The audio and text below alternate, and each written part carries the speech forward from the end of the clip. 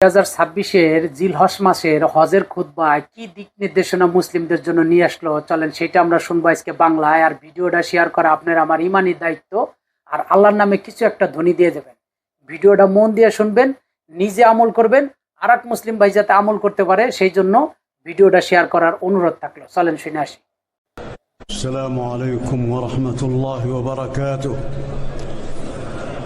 আলহামদুলিল্লাহ, যাবতীয় প্রশংসা কেবলই মহান আল্লাহর জন্য, যিনি সকল কিছুর অধিপতি, পুত পবিত্র এবং সকল শান্তির উৎস।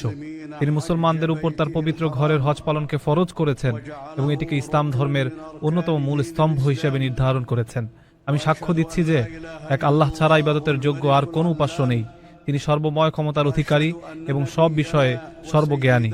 আমি আরও সাক্ষ্য দিচ্ছি যে আমাদের নবী ও নেতা হজরত মুহাম্মদ সাল্লাল্লাহু আলাইহি ওয়াসাল্লাম তার প্রেরিত বান্দা ও রাসূল এবং সমগ্র সৃষ্টির মধ্যে সর্বশ্রেষ্ঠ।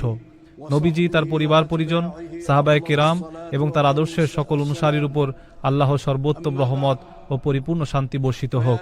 হে মানব মণ্ডলী, আপনারা আল্লাহকে ভয় করুন, কারণ আল্লাহর ভয় বা তাকওয়ার মাধ্যমেই আখিরাতে মানুষের মুক্তি নিহিত। পবিত্র কোরআনের সূরা হজের শুরুতে আল্লাহ তাআলা বলেছেন, হে মানুষ, তোমাদের রবের তাকওয়া অবলম্বন করো, নিশ্চয়ই কিয়ামতের প্রকম্পন এক ভয়ানক ব্যাপার। যেদিন তোমরা তা দেখবে, সেদিন প্রত্যেক স্তন্যদাত্রী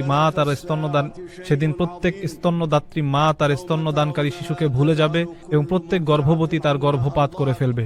মানুষকে তুমি দেখবে মাতাল সদৃশ, যদিও তারা নেশাগ্রস্ত নয়। বস্তুত আল্লাহর শাস্তি বড়ই কঠিন। তাকওয়ার অন্যতম দাবি হলো নেক আমল এবং পাপ বর্জনের মাধ্যমে কিয়ামতের দিনের জন্য প্রস্তুতি গ্রহণ করা।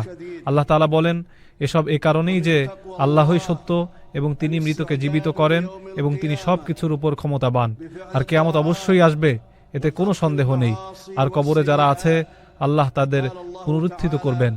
আখিরাতের জন্য সবচেয়ে বড় প্রস্তুতি হলো তাওহীদ বা একত্ববাদ প্রতিষ্ঠা করা এবং একমাত্র আল্লাহর ইবাদত করা, আর আল্লাহ ছাড়া অন্য কারো কাছে প্রার্থনা না করা।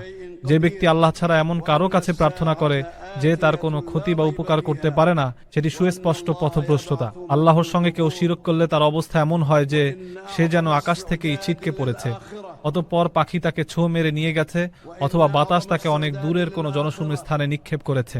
ইমানদারদের মূল ভিত্তি হলো আল্লাহর একত্ববাদ।